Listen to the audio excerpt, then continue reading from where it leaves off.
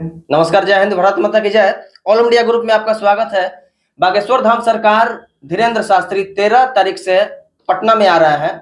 Controversy से जुड़ी हुई है, विवादों में जुड़ी हुई है उनकी यह यात्रा। शुरू से ही पहले उनका जो सभा स्थल था वह पटना के गांधी मैदान में था, लेकिन अभी ऐसा खबर आ रहा है कि यह सभा स्थल पटना से नौबतपुर में चला गया है। हालांकि पटना जिला का ही नौबतपुर एक भाग कहा जा सकता है। सारी मुद्दों पर बात करने के लिए हमारे साथ सच का सफर से संदीप कुमार है, एक नजर बिहार से राजन कुमार है। आप दोनों आदमी का स्वागत है।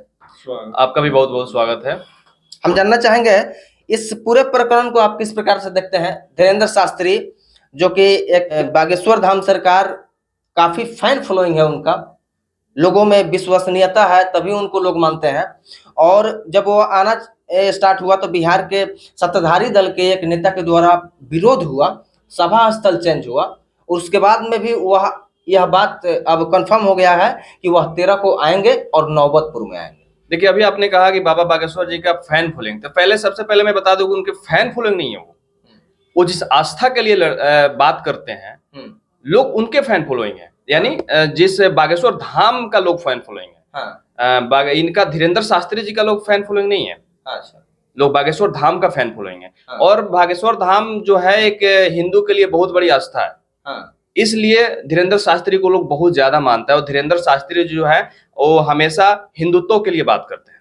अच्छा, हिंदुत्व के लिए बात करना, भारत धर्मनिरपेक्ष राज्य है और भारत में रहकर हिंदुत्व के लिए बात करना, इसको आप किस नजरिए से देखते हैं? देखिए, सबसे पहले अगर वो सनातनी है तो दूसरे धर्म की तो बात करेंगे नहीं। वो सनातनी है तो सिर्फ अपने धर्म की बात करेंगे। जाहिर सी बात है, मैं भी हिंदू हूँ तो मुझे गर्व है कि मैं हिंदू हूँ। तो मैं सबसे पहले मुझे मेरा धर्म प्यारा है, उसके बाद ही मैं किसी सब धर्म को मैं मानूंगा, लेकिन सबसे पहले अपना धर्म। माने हिंदू रहना चाहिए। और जो इस्लाम मानने वाले लोग हैं उनके बारे में क्या विचार है? देखिए, इस्लाम मानने वाले लोग हैं तो अपना परिवर्तन करवा ले। जब हिंदू धर्म में रह के और आप इस्लाम धर्म को मानते हो तो आप अपना परिवर्तन करवा लो।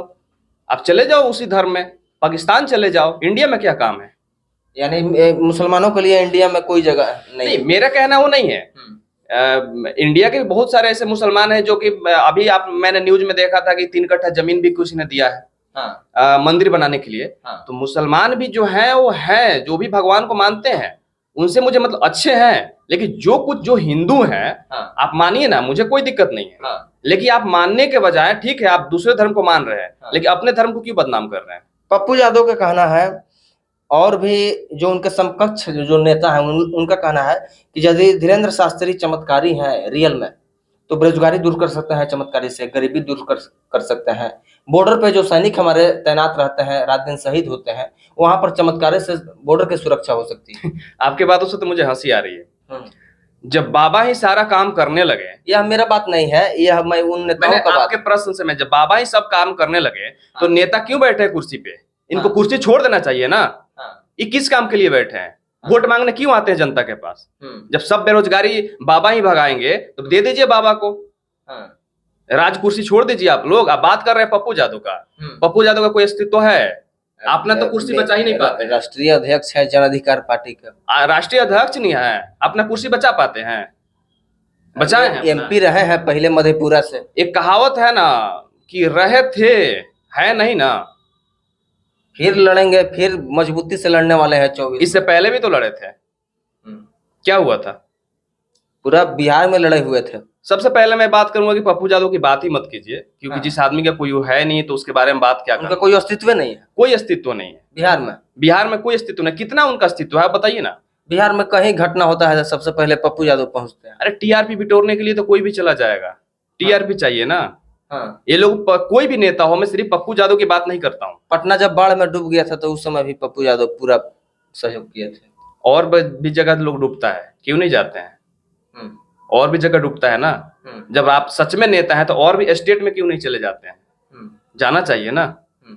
बस आप सिर्फ जब अगर जाते हैं, आप सच्चे नेता हैं, तो आप मीडिया के सामने आकर चिल्लाते क्यों हैं? आप काम कीजिए ना, खुद पे खुद दिख जाएगा। टीआरपी आप क्यों लेते हैं? बहुत सारे लोग रोड पे सो रहे हैं, उनको जाकर देखिए ना। जहां हाईलाइट मुद्दा होगा वहीं जाइएगा। तो आप लोग मुद्दा देखने नहीं जाते हैं। जैसे कि जहरीली शराब पे भी मैंने देखा था, बहुत सारे नेता आए थे। तो जो भी नेता आया है उसमें से किसी एक नेता के बारे में बताइए जो आया हो और आ करके सिर्फ परिवार से मिल करके चला गया हो, पक्ष विपक्ष नहीं किया हो, एक भी नेता बताइए। मृत्यु के बाद जब पप्पू यादव ठीक है आए हुए थे चंपारण के धरती पर, जब यहाँ जहरीली शराब से कुछ लोग मरा हुआ था, तो उस समय पप्पू यादव आए हुए थे। तो मृत्यु के बाद क्यों आते हैं लोग? अभी जो रोड खराब है, जो जनता भटक रहा है, बेरोजगारी के लिए भटक रहा है, तो क्यों नहीं जाते हैं लोग घरे घर घूमने के लिए? जाति जनगणना के जब नाम आया, जाति जनगणना घरे घर, जाति जनगणना क्यों कर रहे हैं? जाति जनगणना करना है तो जाति जनगणना उनको कीजिए कि जो बेरोजगार है, जो यहाँ से तमिलनाडु जाता है, यानी बेरोजगारी का गणना होना चाहिए, बेरोजगारी की गणना, गरीब लोगों का गणना होना चाहिए। इस बारे में क्या कहना? हाई कोर्ट ने रोक लगा दिया है जातीय जनगणना। इसके पीछे बहुत बड़ा गेम है। गेम आप समझिए, गेम ये है कि जाति जनगणना करके एक दूसरे को टुकड़े टुकड़े में बांट देना है। सहनी जी कितना है, भूमिहार कितना है, राजपूत कितना है, पंडित जी कितना है, यानी अब जातिवाद शुरू हो गया। अब जातिवाद करके और देखना है कि बिहार में सबसे ज्यादा परसेंटेज किसका है, उस पे ज्यादा फोकस करना है, जातिवाद वोट मिले। जातिवाद की बात से हमको याद आया कि बिहार में इतिहास गवाह है कि बिहार में चाहे वो पॉलिटिक्स हो या कोई भी क्षेत्र हो, जातिवाद यहाँ पर कुट कुट कर भरा हुआ है प्रत्येक क्षेत्र में। यह कोई नई बात नहीं। यहाँ के नेता जातिवाद नहीं करेंगे तो चुनाव कहाँ जीतेंगे? बाबा जो बागेश्वर धाम के बारे में आप बात की, जो बाबा आ रहे हैं धीरेंद्र शास्त्री, कहीं ना कहीं विपक्ष को तो यही लग रही है ना कि बाबा आएंगे कहीं हिंदुत्व के बात करेंगे तो हिंदू की जो वोट है वो कहीं बीजेपी में कन्वर्ट हो जाए तो इनका हाथ जो है खाली का खाली रह जाएगा, कहीं सरकार ना बन पाए। बीजेपी के लोग क्यों नहीं बोल रहे हैं? और भी तो दल है, क्यों नहीं बोल रहा है? सिर्फ एक कौन होते हैं लालू प्रसाद के बेटा, ये कौन होते हैं तय करने वाले और बताने वाले कि बाबा को नहीं आने देंगे पटना में? लोकतंत्र है और बाबा जो है तो वही ना कर रहे हैं, लालू यादव को बेटे ना विरोध कर रहे हैं, वही बोल रहा हूँ। लालू यादव को बेटो विरोध कर रहे हैं। बाबा को कैसे कहना है कि हम जाएंगे तो वहां पर हम हिंदू मुस्लिम को राइट करेंगे? बाबा को बोले हैं, कोई सुना है यूट्यूब पर, फेसबुक पर? लेकिन देखिए, राइट करने के लिए यही दोनों लोग हैं, पप्पू यादव और तेज प्रताप, जाके घेराव करेंगे। क्यों घेराव? लाठी के वहां बाढ़ चलेगा, क्यों बोले हैं? लोगों को तो गर्व होना चाहिए कि बाबा दूसरे स्टेट के होकर के भोजपुरी में बोले कि हम आ रहे हैं बिहार में, भोजपुरी शब्द में, तो कहीं ना कहीं भोजपुरी का मान सम्मान बढ़ा ना। तो आप कौन होते हैं? मतलब ये कैसे समझ गए कि बाबा आकर के हिंदू मुस्लिम ही करेंगे? आपने लाठी वाला फौज तैयार कर दिया, ट्रेनिंग दे रहे हैं, इसका मतलब गुंडागर्दी कर रहे हैं आप लोग। यानी क्या मानना है आपका? 13 तारीख से जब सभा शुरू होगा धीरेंद्र शास्त्री का, तो उसमें कहीं ना कहीं जो ये लोग चैलेंज दिए हैं लोग, ये लोग की भूमिका दंगा कराने में रहेगी या कैसे? देखिए, ऐसा तो कुछ नहीं हो सकता है कि जो बाबा के साथ लोग जुड़े हुए हैं, जो आस्था से जुड़े हुए हैं, हजारों नहीं लाखों की संख्या में वहां पहुंचेंगे। और जो वोट की राजनीति जो हो रही है, ये राजनीतिक बंद करना पड़ेगा। आप ही बताइए ना कि आप कैसे हिंदू का आस्था, अगर हनुमान जी का पाठ करना गलत है, अगर हनुमान जी का पाठ करना गलत है, बताइए आप गलत है? कैसे गलत कहा जाएगा? तो फिर कैसे बाबा को रोका जा रहा है? बाबा तो पार्टी करने आ रहे हैं ना। अब सीधा सीधा आप समझिए कि यहाँ पे हिंदू मुस्लिम कर दिया गया है। अच्छा, हम धीरेंद्र शास्त्री पर हम बात करना चाहेंगे। बागेश्वर धाम सरकार तो एक संस्था हो गया, उस वह पुश्तैनी चली आ रही है। धीरेंद्र शास्त्री क्या कहते हैं, माने संख्या में बहुत सारे लोग रहते हैं, उसमें से किसी एक का नाम बता देते हैं, उनको बुलाकर एक पर्चा लिख देते हैं, पर्चा में उसका बीमारी बता देते हैं, पर्चा में उसका निवारण हो जाता है। आप इसको किस नजरिए से देखते हैं? देखिए, अब उनको कहीं भगवान की तरफ से जो है एक आस्था है, जिससे अगर भगवान उन पे प्रश्न है या भगवान उनको मानते हैं, वो तो कहते नहीं कि मैं खुद भगवान हूँ। हनुमान जी की कृपा उन पे है, कोई ऐसा कर सकते हैं, आप क्यों नहीं कर लेते हैं? जो नेता जो बोलते हैं वो भी पर्चा खोल लेना, किसी का खोलना चाहिए ना।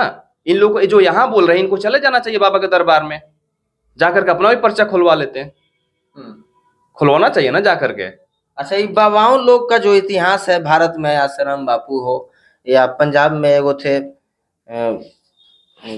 राम रहीम लोग थे, ये लोग का कितना लोग का कह रहा है कि नहीं बाबा भी उसी लाइन में चल जाएंगे, दस्ता मस्ता जाएंगे। अगर बाबा उस लाइन में जाएंगे तो बाबा ने तो कभी अभी किसी से पैसा मांगा नहीं, कभी मांगते हैं ना। लोग जो चढ़ावा चढ़ाता है वही चढ़ाता है, बाबा कोई डिमांड नहीं रहता है।